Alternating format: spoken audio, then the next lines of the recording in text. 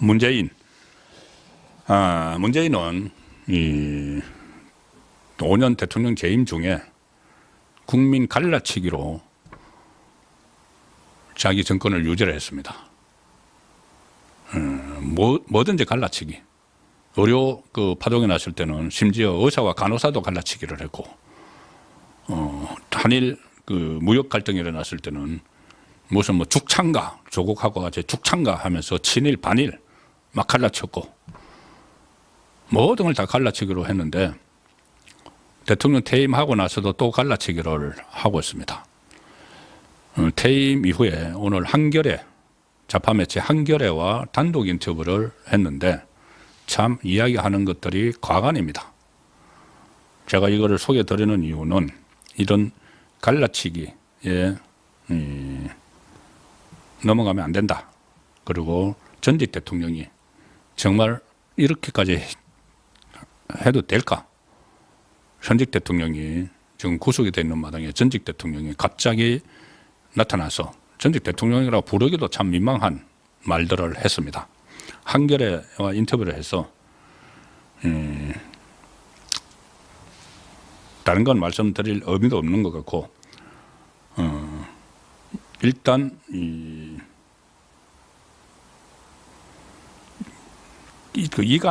이간책을 또 썼습니다. 뭐라고 했냐면은 윤석열 검찰총장을 임명하는 과정에서 당시 나와, 그러니까 문재인 자기와 조국 검찰총장 후보 추천위원회가 추천한 후보가 4명이었는데 조국이 4명 모두 한 명 다 인터뷰를 했다. 당시 가장 중요하게 생각했던 건 검찰개혁인데 윤석열 후보자만 검찰개혁에 지지하는 이야기를 했고 나머지 3명은 전부 검찰개혁에 반대했다. 그래서 윤석열 후보자가 검찰개혁을 지지를 했기 때문에 윤석열을 검찰총장 시켰다. 완전히 지금 이간책이죠. 그리고 윤석열은 소통에는 좀 불편했지만, 소통이 안 됐지만은, 할 줄 몰랐지만 검찰 개혁 의지만큼은 긍정적이었다. 그래서 선택을 했다. 윤석열 대통령이 검찰 개혁을 하겠다고 자기에게 마치 충성 맹세를 해서 이 검찰총장에 앉혔다. 이런 뉘앙스로 지금 이야기를 하고 있습니다. 완전한 이간질이죠. 조국에 대해서는 윤석열 검찰총장을 시켜서 조국 장관 후보자 가족들은 이른바 풍비박산이 났다. 자, 그리고 참으로 인간적으로 아이러니하다. 조국이 윤석열을 검찰총장 하는데 찬성을 했는데, 아니 그러면은 지금까지 있었던 조국이 징역형을 대법원에서 확정을 받고 배우자 정경심은 징역 4년 확정을 받고 대법원까지 확정받고 옥살이를 했고 조국은 지금 옥살이를 하고 있는데 그게 잘못된 수사라는 이야기인가요? 그럼 법원도 잘못된 판단을 했다는 이야기를 하는 겁니까? 전직 대통령을 지냈다는 사람이 사법체계를 완전히 무시하죠.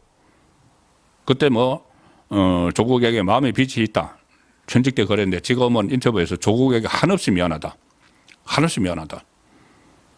뭔가 마음의 빚이 있겠죠. 지금 본인이 받고 있는 뇌물죄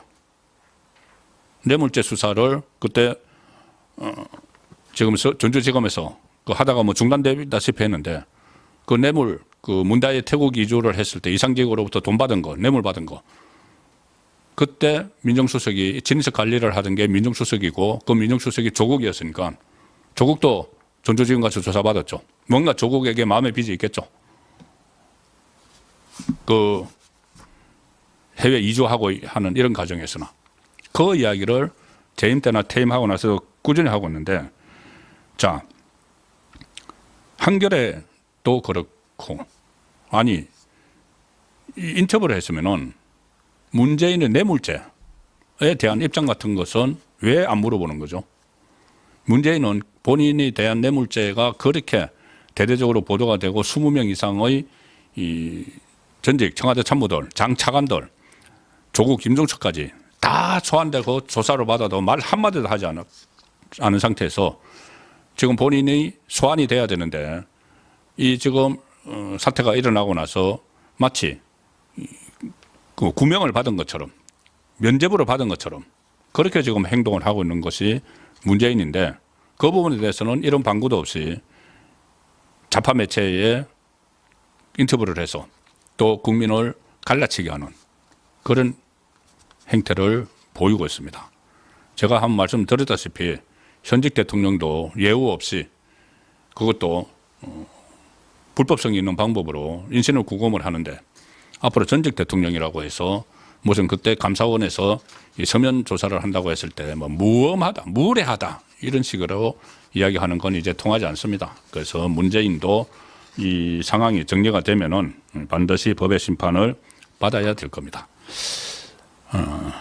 뭐 이것도 그냥 제가 두 번째 키워드인데 이것도 그냥 들으시면 됩니다. 이준석이 만든 개혁신당 지금 서로 당권 투쟁을 벌이고 있죠. 국회의원 3석짜리 가지고 서로 허은하를 당대표로 앉혀놨는데 허은하가 독점을 하려고 한다. 이준석의 신복인 김철건 사무총장을 내치려고 한다. 그래서 자기들끼리 이 소송 벌이고 난리죠.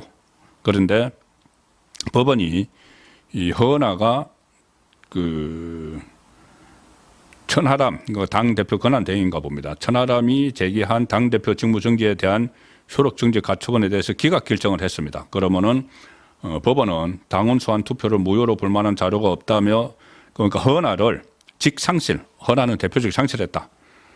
그래서 그 천하람 원내대표의 권한대행이 유효하다. 뭐 이렇게 판단을 했다고 하는데 이 당대표직을 이제 상실했죠. 허은하가. 그런데 이 당대표 직인 도장을 소지한 채로 잠수를 타버렸다고 합니다. 없어져 버렸다고 합니다. 도장 가지고 튀었다.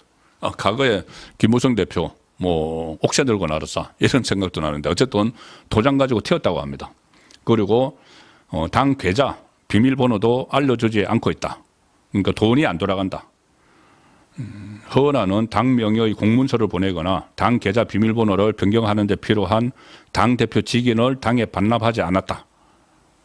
그래서 계속 천하람이 그 당대표 도장 돌려주세요. 이제 대표 권한 대행 나예요. 돌려주세요. 했는데 아무런 답변도 하지 않고 잠수를 타버렸다. 당초에 당 직인은 사무처가 가지고 있어야 되는데 허은하가 총무국에 그때 이제 자기 잘리기 전에 당 직인을 가져오라고 지시한 뒤에 직접 가지고 있는데 이게 그 당 대표직에서 잘리고 나서 비밀번호도 자기가 바꿔버렸다고 합니다. 당 계좌를. 이 비밀번호도 안 알려주고 당대표 직인도 돌려주지 않아서 당대표 직인이 있어야지 당에서 비밀번호를 바꾸는데 직인도 돌려주지 않아서 참 난감한 입장이다는 소식이 있어서 그냥 전해드렸습니다. 일부 정치인들을 보면은 이준석을 비롯해서 정치를 하는 것을 무슨 애들 장난처럼 정말 합니다. 게임을 하듯이 하는 자 그런 정치가 구태 정치가 되고 있습니다. 구태 이야기를 하는데 이런 새로운 구태가 지금 정치권에서 일어나고 있는 것 이거 상당히 큰일이라고 생각합니다. 일부 소위 말하는 소장파를 자처를 하면서 정치에 아무런 고민도 없이 게임을 하듯이 무슨 도장 돌고 뭐 잠수를 탔다고 하고 뭐 이런 행위들로 척결돼야 될 잘못된 정치 문화 빨리 일찌감치 싹을 잘라야 된다고 생각을 합니다.